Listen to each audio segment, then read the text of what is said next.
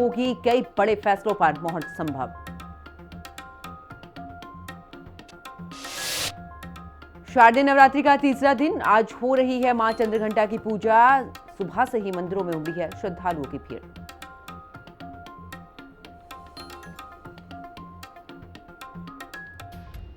नमस्कार, हिंदी खबर देख रहे हैं आप। मैं हूं आपके साथ पंकज यादव। शुरुआत करते पटना में कांग्रेस की सीडब्ल्यूसी की बैठक। आज बिहार चुनाव को लेकर यह बैठक होगी और 85 साल के बाद पटना में कांग्रेस की सीडब्ल्यूसी की बैठक होने जा रही है।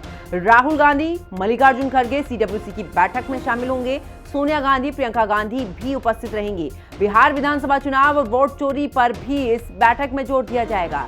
बड़ी खबर आपको बता रहे, जहां पर सीडब्ल्यूसी की बैठक होने जा रही है। इस बैठक में चाहे राहुल गांधी की बात करें, मल्लिकार्जुन खड़गे की बात करें, प्रियंका गांधी की बात करें, सोनिया गांधी की बात करें, तमाम इस दौरान नेता मौजूद रहेंगे। और ऐसे में वोट चोरी सहित कई ऐसे महत्वपूर्ण विषय जिनको लेकर सीडब्ल्यूसी की बैठक में यहां पर चर्चा की जाएगी। तो 85 साल के बाद पटना में कांग्रेस की सीडब्ल्यूसी की बैठक। राहुल गांधी, मल्लिकार्जुन खड़गे सीडब्ल्यूसी की बैठक में मौजूद रहेंगे। सोनिया गांधी और प्रियंका भी मौजूद रहेंगी। तो बड़ी खबर आपको बता दें, जहां पर 85 साल के बाद में कांग्रेस के पटना में सीडब्ल्यूसी की बैठक, बिहार चुनाव को लेकर यह बैठक होगी। इस बैठक में कई बड़े नेता मौजूद रहेंगे। 85 साल के बाद पटना में सीडब्ल्यूसी की बैठक होने जा रही है। बिहार चुनाव को लेकर इस बैठक में चर्चा होगी। इसी के साथ वोट चोरी को लेकर लगातार जिस तरीके से राहुल गांधी हमलावर हैं, उसको लेकर इस बैठक में खास करके चर्चा होगी। और देखना होगा कि सीडब्ल्यूसी की बैठक में इसके अलावा और कौन कौन से ऐसे महत्वपूर्ण विषय रहेंगे जिनको लेकर की चर्चा होगी, क्योंकि अब कुल मिलाकर बिहार चुनाव जल्द ही होने वाले हैं। लेकिन उससे पहले पूरी तैयारी कांग्रेस की तरफ से की जा रही। यही वजह है कि सीडब्ल्यूसी की बैठक।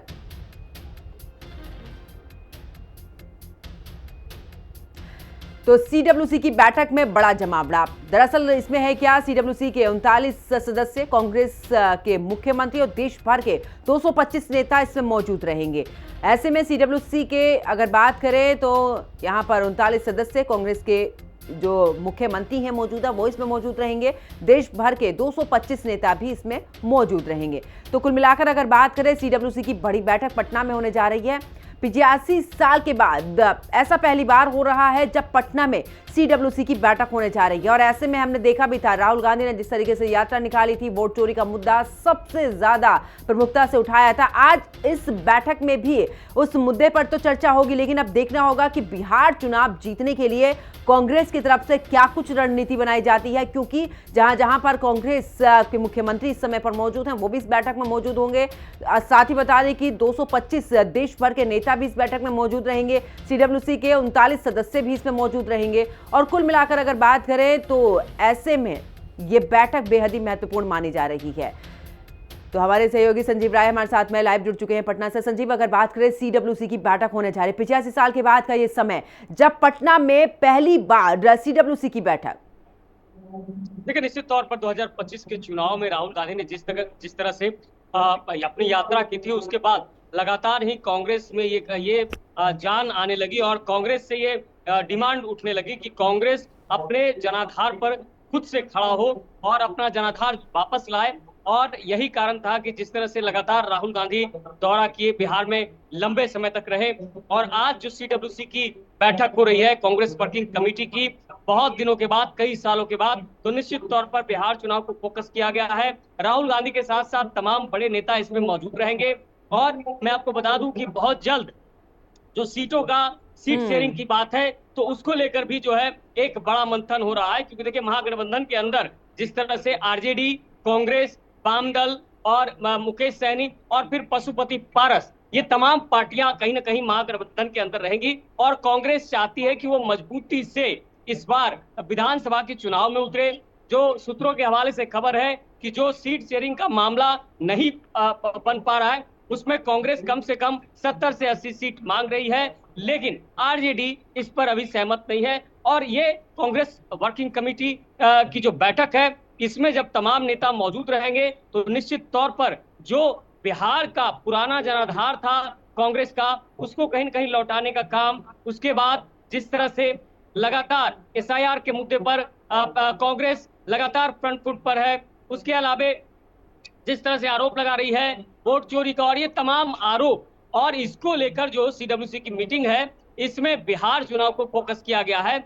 और ऐसे में अब ये देखना होगा कि इस मंथन के बाद क्या सीट शेयरिंग का जो फॉर्मूला है महागठबंधन के अंदर वो क्या फैसला हो जाता है?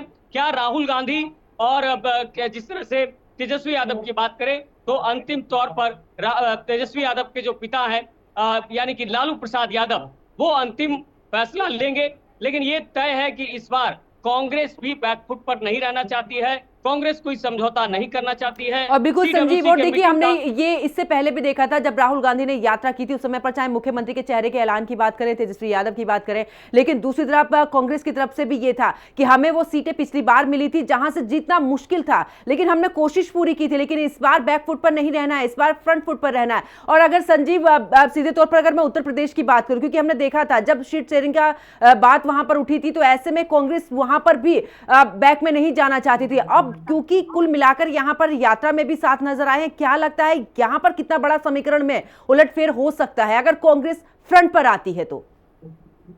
देखिए, आपने बहुत अच्छा सवाल किया है। बिहार में जो जातीय समीकरण है अभी भी बहुत मायने रखता है और बीजेपी और जो तमाम इनकी पार्टियां अच्छी तरह से जान रही है।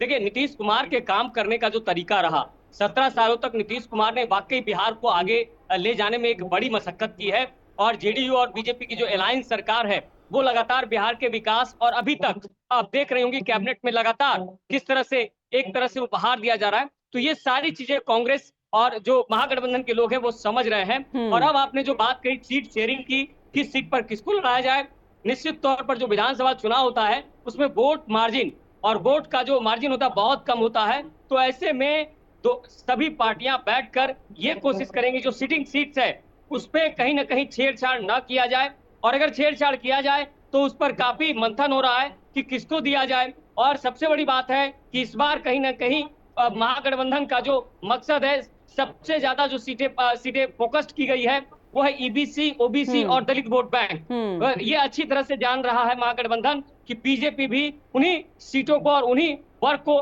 ज्यादा से ज्यादा फोकस करेगी। बिल्कुल संजीव, और देखना होगा कि आखिरकार अब इस मीटिंग के बाद में क्या कुछ पहलू निकलकर सामने आते हैं। संजीव हमारे साथ बने रहिए, आगे भी आपसे अपडेट लेंगे और आगे बात करते हैं बिहार चुनाव से पहले बीजेपी की हाई लेवल मीटिंग, जहां पटना में बीजेपी की सीट बंटवारे को लेकर यह बैठक, एनडीए में सीट शेयरिंग को लेकर मीटिंग आज है और बैठक में बिहार बीजेपी सांसद विधायक इसमें मौजूद रहेंगे। और आपको बता दें कि कुल मिलाकर अगर बात करें, एक तरफ तो कांग्रेस की सीडब्ल्यूसी की बैठक, तो वही दूसरी तरफ एनडीए भी पूरे तरीके से चुनावी मैदान में, यहां पर चाहे सीट शेयरिंग की बात करें या फिर किस तरीके से चुनाव को लड़ना है, किस तरीके की रणनीति बनानी है, किस तरीके से जातीय समीकरण को हमें साधना है, इसको लेकर पूरे तरीके से फोकस कर रही है। यही वजह है कि बड़े नेता भी अब बिहार का रुख कर रहे हैं और हमारे सहयोगी संजीव राय लगातार हमारे साथ में बने हुए। संजीव, अभी हम सीडब्ल्यूसी की बैठक का ही जिक्र कर रहे थे कि आखिरकार किस तरीके से वहां पर सीट शेयरिंग, लेकिन बीजेपी में भी ये पैच बड़ा ही फंसा हुआ नजर आ रहा है क्योंकि एक तरफ जेडीयू है, दूसरी तरफ बीजेपी।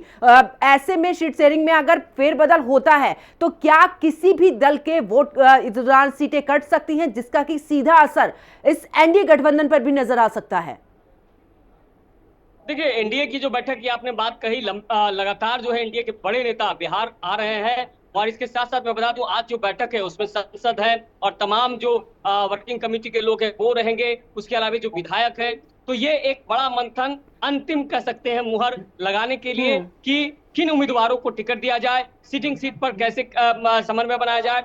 जेडीयू, बीजेपी और एलजेपी, देखिए अभी भी यहाँ पर थोड़ा सा कहीं ना कहीं बीजेपी को मुश्किलें आ रही है क्योंकि चिराग पासवान इस बार कहीं ना कहीं बीजेपी पर एक बड़ा प्रेशर पॉलिटिक्स कर रहे हैं, जेडीयू पर कर रहे हैं। उन्हें ज्यादा से ज्यादा सीटें चाहिए। उधर मांझी, जीतन राम मांझी जो केंद्रीय मंत्री हैं, उनकी जो अभिलाषा है, जो इच्छा है कि ज्यादा से ज्यादा सीट दी जाए।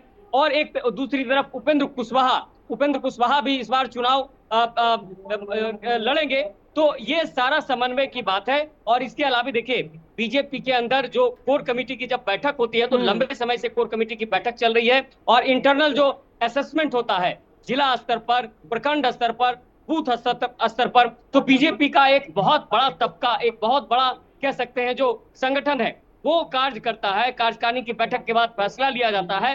तो इस बार जेडीयू और बीजेपी ये चाह रही है कि महागठबंधन को और ज्यादा शिकस्त दी जाए। नीतीश कुमार ये लगातार प्रयास कर रहे हैं, नीतीश कुमार लगातार ये कह रहे हैं लेकिन कि हमने संजीव, विकास किया यहाँ है। पर ये भी बड़ा मुश्किल यहाँ पर थोड़ा सा एनडीए के लिए भी हो सकता है, क्योंकि आपने जीतन राम मांझी का जिक्र किया। जीतन राम मांझी अगर वो उन सीटों पर ही मौजूद रहना चाहते हैं जो हमने पिछले चुनाव में देखा था, जबकि चिराग पासवान अकेले लड़े थे, लेकिन ऐसे में अगर चिराग पासवान सीटें बढ़ाते हैं तो क्या जीतन राम मांझी की सीटों पर संकट आ सकता है? और ये जो दरार है वो कई बार हमने जीतन राम मांझी के मुख से सुनते हुए उनके बयान भी सामने हमने सुने हैं। आकांक्षा है, जीतन राम मांझी की अपनी महत्वाकांक्षा है, ज्यादा से ज्यादा सीटें चाह रहे हैं। अब ये फैसला तो अब ये एनडीए को करना है। नीतीश कुमार तो बार बार कह रहे हैं कि हमने काम किया, हमको तो उसके अलावा जिस तरह से और सीटों की बात है, ओबीसी, ईबीसी और तमाम कह सकते हैं वोट बैंकों की, तो इस बार जो बैठक हो रही इसमें बिल्कुल साफ हो जाएगा कि क्या तस्वीर सामने। देखिए, नीतीश कुमार ने काम किया है, नीतीश कुमार ने वो काम किया बिहार में और वो काम दिखता है, ये कहना है नीतीश कुमार की पार्टी का, बीजेपी का। तो अब देखिए, जनता को फैसला लेना है और बिहार में जनता विकास को वोट देगी। बिहार में जनता आने वाले चुनाव में बिल्कुल युवा जो है, क्योंकि देखिए इस बार के चुनाव में प्रशांत किशोर भी पूरी तरह से अपनी ताकत लगा चुके हैं, तो एक फैक्टर बन गया है। तो अब सवाल उठता है कि इन फैक्टरों के बीच जो जातीय समीकरण है वो कितना हावी रहता है, क्या विकास हावी रहता है, मुद्दा हावी रहता है, जातीय समीकरण हावी रहता है।